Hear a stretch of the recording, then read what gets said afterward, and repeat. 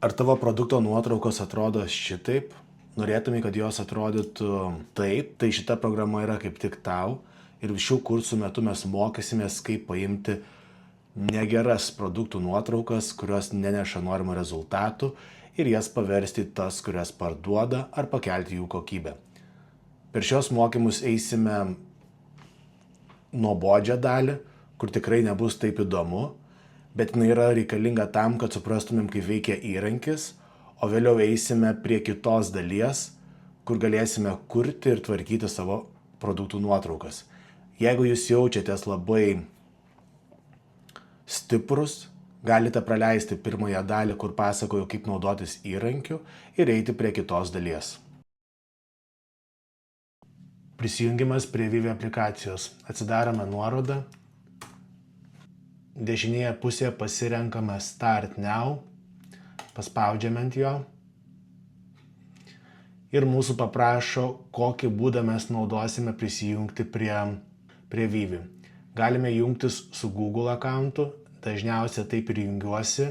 Galima jungtis su Figma, jeigu jau turime susikūrę Figma accountą, ar su Microsoftu, jeigu turime jų accountą. Spaudžiame Login with Google.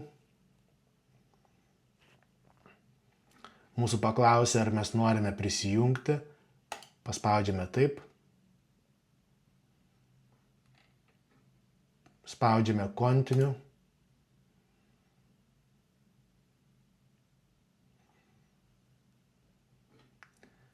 Ir mus atveda į naują Vivi langą. Šičia galime matyti naujienas, kokios buvo pridėtos Vivi. Jeigu reikia, paspaudžiame See in Action, jeigu ne, uždarome. Tai yra pagrindinis langas, kuriame mes atliksime visus veiksmus. Kairėje pusėje viršuje matote, kas čia yra prisijungę, tai yra D klubas. Paspaudę ant jo mes matome mūsų darbo vietą, D klubas darbo vieta. Turime 150 kreditų, su kuriais galėsime kurti nuotraukas. Mūsų planas yra nemokamas. Jeigu paspausime Upgrade for More, pamatysime pasirinkimus, su kuriais galime toliau judėti. Pradžiai užteks nemokamo plano. Tada kairėje pusėje paspaudus Apps rodo mūsų sukurtas aplikacijas. Kadangi mes jų neturime, tai nieko nematome. Aukščiau yra My Files. Spustelėjus ant jų mes matome pasirinkimą sukurti naują failą. Ir tas pasirinkimas gali būti pasiektas per dvi vietas, paspaudus Create New File viduryje ekrano arba paspaudus Create New File viršuje. Pakilus aukščiau matome Workflow Library, kur galime pasirinkti jau sukurtas automatizacijas arba paspausti mokymus ir galime prisijungti dar prie Discord bendruomenės, jeigu naudojame jį. Šių pamokų cikle mes mokysimės dirbti su Vivi AI aplikacija. Ši aplikacija mums leidžia manipuliuoti nuotraukas, kurti skirtingus video iš nuotraukų ar atlikti kitas manipulacijas, kurias atliekam naudojant tokiom aplikacijom kaip Photoshopas, Pixelmator, Canva ar kitomis grafinėmis sistemomis. Vivi yra aplinka, kurioje mes turime sujungtus visus jau esamus modelius ir laisvai galime su jais kurti atitinkamus veiksmus. Kaip pavyzdys, tai yra nuostabi platforma, kada mes norime kurti reklamas savo socialiniams tinklams. Reikia atlikti produktų nuotraukas ar norime sukurti trumpus video, kuriuos galime panaudoti kažkur. Taip pat čia galime sujungti daug skirtingų nuotraukų į vieną ir sukurti įvairias manipulacijas, kurių negalėtumėm sukurti, jeigu nemokam naudotis Photoshopu. Mano tikslas yra pravesti jūs per kelias pamokas, parodyti pačius pradmenis, kaip naudotumėmės Vivi, ką kiekvienas veiksmas reiškia. Pasimokysim kurti paprastus paveikslėlius, prijungsime sisteminę užklausą, vėliau prijungsime teksto kiekį, prijungsime skirtingus veiksmus, kurie leis sukurti daug skirtingų paveikslėlių. Pradžioje praeisime žingsnis po žingsnio, kaip tai naudotis. Kiekvienos pamokos pabaigoje mes pabandysime susikurti mažus projektus, kuriuos galėsite toliau panaudoti.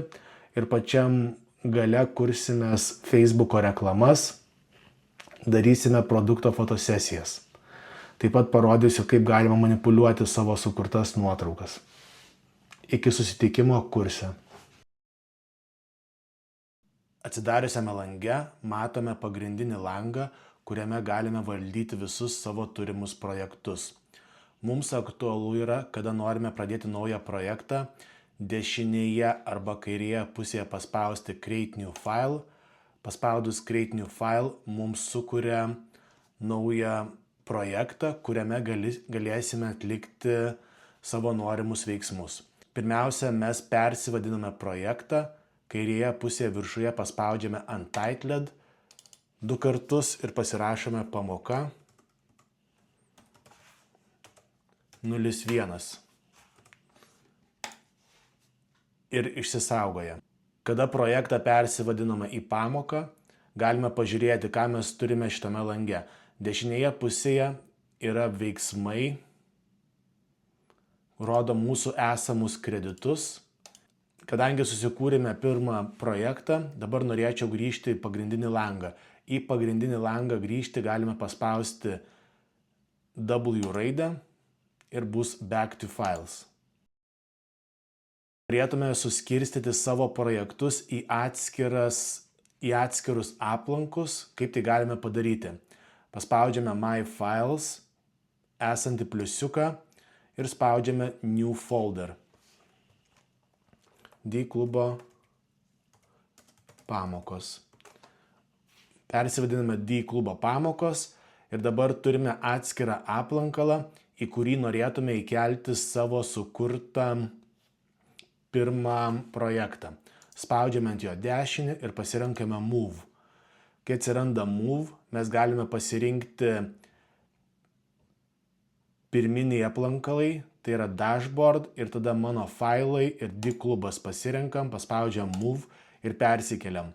Kodėl tai turime daryti? Vien dėl to, kad nebūtų chaoso kaip pas mane, siūlyčiau pradėti dėti tvarkingai failus. Dabar spustelėjus 2 kartus mes matome, kad atėję turime pamoka 01. Jeigu mes sukursime antrą pamoką, spausime Create New File ir mums sukurs naują aplankalą. Mes jį persivadinsime pamoka 02 ir grįšime vėl prie savo failų.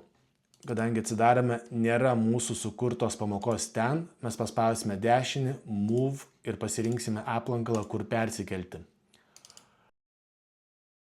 Šios pamokos vyks tokiu principu, kad kiekvienoje pamokoje mes atliksime mažą projektą, kurio pagalba judėsime žingsnis po žingsnio toliau, ką galime atlikti su šita automatizacija.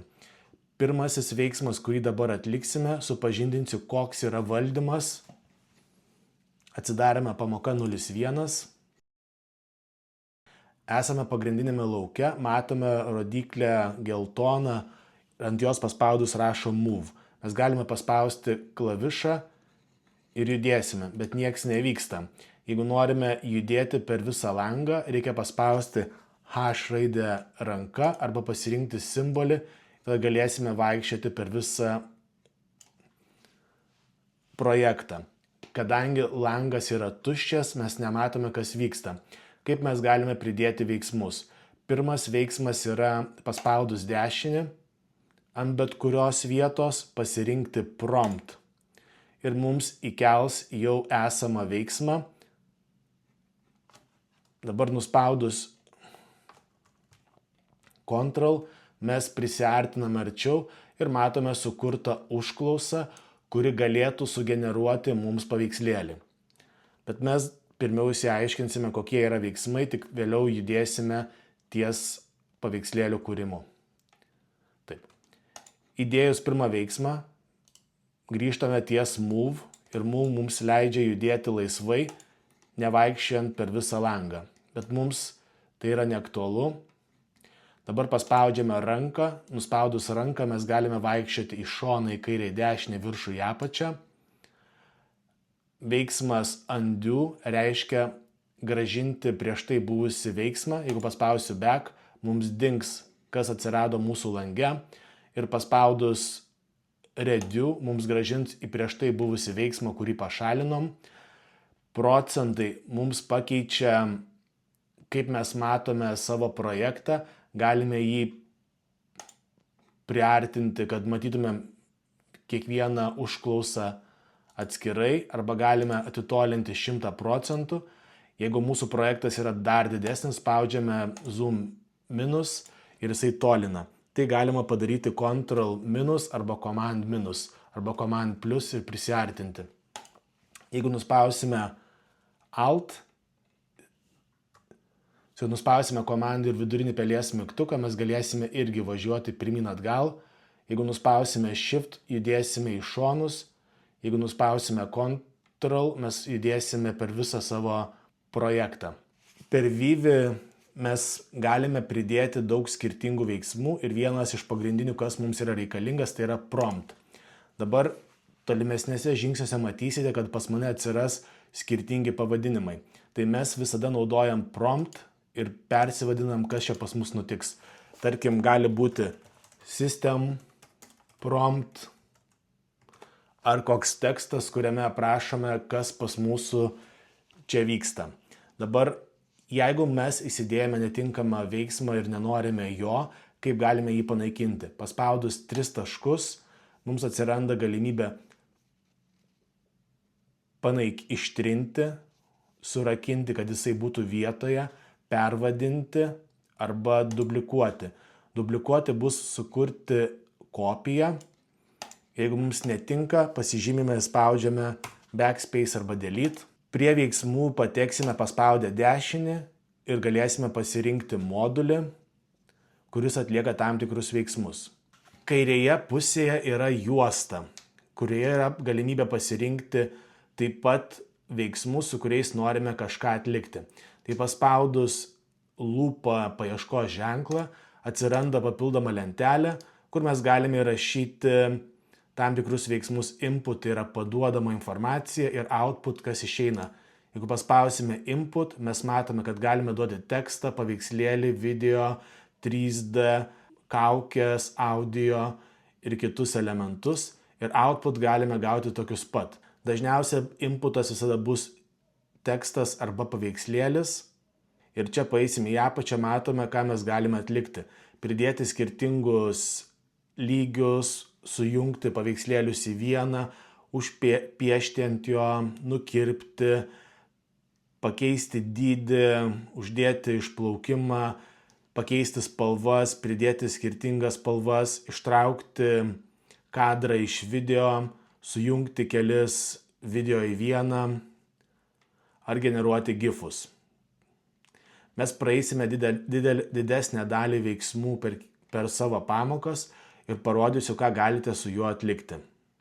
Jeigu mums netinka šitas langas, paspaudžiame bet kur ir užsidaro. Dabar pirmas veiksmas yra, mes įsikėlėme užklausą, kurioje nurodytas yra tekstas. Tekstą visada paduosime anglų kalba, nes lietuvių kalba negeba taisyklingai grąžinti to, ko mes norime. Ir pabandysime sugeneruoti pirmą veiksmą. Kad jisai sugeneruotų mums paveikslėlį, mums reikia prisidėti modulio kokio nors. Šituo atveju, kaip mes galime pridėti modulį? Spustelius dešinį pelės mygtuką, pasirenkam Nano Banana 2 ir mums atsiranda galimybė čia, paspaudus ant violetinio, spausti ant kito violetinio rutuliuko, mums prijungia šitos 2 veiksmus. Galime juos pašalinti pažymėję su delete arba galime pažymėti pirmą veiksmą ir privesti juostelę. Dabar kas nutiks, jeigu mes paleisime run model, jisai mums sugeneruos paveikslėlį. Bet prieš žengiant toliau reikia pažiūrėti kelias veiksmus. Mes galime dėti random, kad jis visada bus skirtingas, arba palikti tam tikrą seed kodą, kuris leis atkartoti panašų paveikslėlį. Rezoliucija. Šitoje vietoje galima pasirinkti nuo mažesnės rezoliucijos iki didesnės. Pažiūrėkite, kai parenku pačią mažiausią rezoliuciją, mūsų paveikslėlio kaina tampa 4 kreditai. Kada pakeliu paveikslėlio rezoliuciją iki 4K, jo kaina tampa 18 kreditų. Taip pat galime pasirinkti skirtingas išmatavimus. Tai yra palei platformą, kurioje mes norėsime duoti kur norėsime įkelti savo paveikslėlį. Taip. Tai prieš žengiant toliau paspausiu mažiausią kokybę. Taip. Matote, taškai apačioje yra parašyta 4 kreditai ir viršui pas mane rašo 1000 kreditų, pas jūsų bus 150. Kad nenaudoti be reikalo kreditų paveikslėliam, parodysiu, kurį modulį galima naudoti, kai įsitestuotumėm, kaip atrodo mūsų paveikslėliai. Nano bananą naudosime tada, kada norėsime pridėti tekstą lietuvių kalba, jisai labai gerai tai atlieka. Tai dabar mums nereikalingas yra Gemini Flash Nano Banana 2, spaudžiame 3 taškus ir jį panaikiname, pasispaudžiame dešinį ir parašome Flux ir pasirenkame Flux Fast, taip pat sujungiame taškus, paspaudžiame ant pirmo taško, tada ant kito taško ir automatiškai susijungia. Ir dabar matote, kad mes galime mokėti 0,4 kredito už sugeneruotą paveikslėlį ir paspaudžiame Run.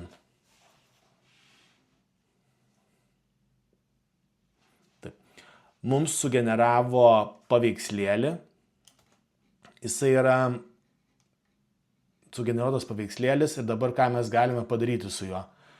Pirmas dalykas, mums rašo, kad tai yra single arba all matytumėm, mes dabar turime vieną paveikslėlį. Paspaudus 2 rodiklės iš šono mes jį išdidinsime, o paspaudus atsisiuntimo mygtuką jį mums parsiųs į mūsų kompiuterį ir mes jį galėsime išsisaugoti. Yra dar kitas veiksmas, kuris leidžia peržiūrėti iškart paveikslėlį. Tai spaudžiame dešinį ir pasirenkam Preview. Pasižymėme tašką, grąžinam ant šito ir mes automatiškai matom savo paveikslėlį. Taip pat galima pridėti atskirą veiksmą, kuris bus Export. Pasižymėme pirmą paveikslėlį, prieinam prie kito. Dabar mums automatiškai galėsime jį parsisiųsti, kada pasibaigs kai pasibaigs mūsų veiksmas. Taip, dabar pasispauskime Zoom 200%. Jisai visko negrąžina, kaip mes norime. Tai galim, naudojant pelės mygtuką, atitolinti. Dabar kartais nutiks, kad mes susikursime daugiau negu vieną paveikslėlių kūrimą ir norėtume juos sugrupuoti. Tai paspaudus V raidę mes pasižymime visą savo sukurtą paveikslėlį, paspaudžiame dešinį ir pasirenkam Group Selection. Dabar kas nutinka, kai mes pasirenkam Group Selection, mums sujungia visus paveikslėlius į vieną ir mes galime jį kopijuoti ar persinešti į kitą vietą. Dabar, ką aš mėgstu šitoje vietoje padaryti, spaudžiu 2 kartus ant Group ir pasivadinu pirmas bandymas. Dabar mes čia atlikome pirmą veiksmą, kuris mums leido iš duoto teksto sugeneruoti atsitiktinį paveikslėlį. Šita aplikacija veikia panašių principų, kaip mes naudotumėm ChatGPT, Groką ar kitoje vietoje, kur kuriam paveikslėlius. Tik tie sukurti paveikslėliai yra be vandens ženklo ir juos galime dėti į socialinę erdvę. Dabar, jeigu mes gavom paveikslėlį ir norim kažką su juo daugiau atlikti, mes atlikom pirmą veiksmą, tai yra parsisiuntėm jį. pabandom parsiųstą paveikslėlį įsikelti pas save. Turiu parsiųstą paveikslėlį ir mes galime su juo atlikti kitą veiksmą. Tiesiog parsiunčiam ir įsikeliam, pabandome prisidėti modulį prompt.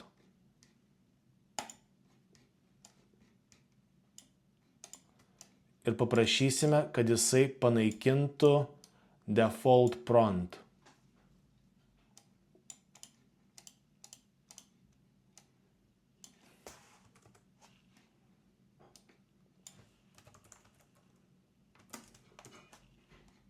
Taip, mes paprašėme, kad jisai paimtų šitą paveikslėlio ir panaikintų tekstą default prompt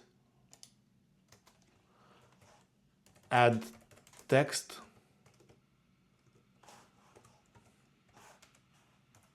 Pirma pamoka. Ir dabar spausime dešinį, parašysime flux modulį.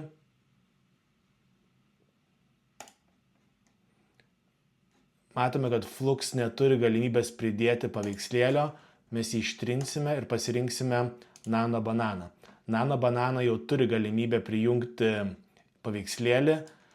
Patys pigiausi moduliai, jie negali mums prijungti paveikslėlių, tai visada žiūrim, ką mes norim atlikti. Taip, dabar atlikau šitą veiksmą, papildomai pridėsiu preview. Jisai nėra būtinas, bet aš mėgstu prisidėti ir papildomai pridėsiu export. Kadangi jau surinkau visus veiksmus, norėčiau kartu juos sugrupuoti ir pervadinti teksto keitimas. Ir paleisime savo pirmą modulį.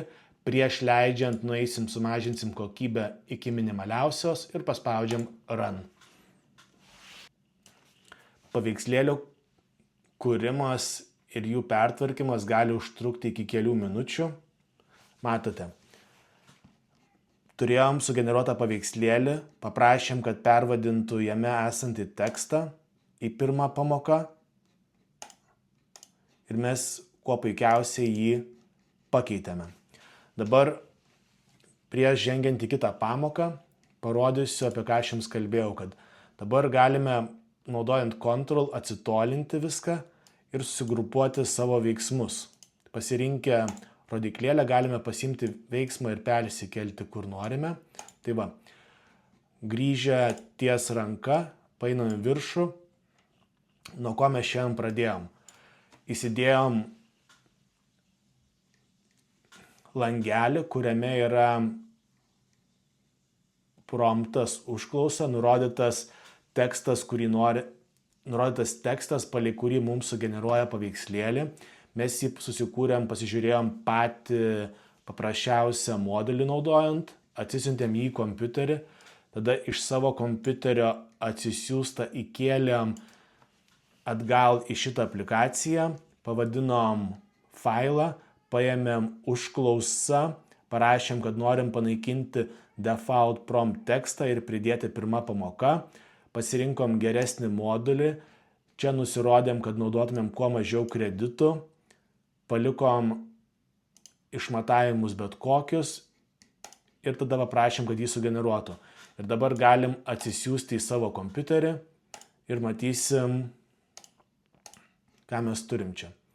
O mes turim sugeneruotą paveikslėlį, pirma pamoka ir jį galim naudoti kaip mums patinka, vien dėl to, kad jisai neturi jokio vandens ženklo,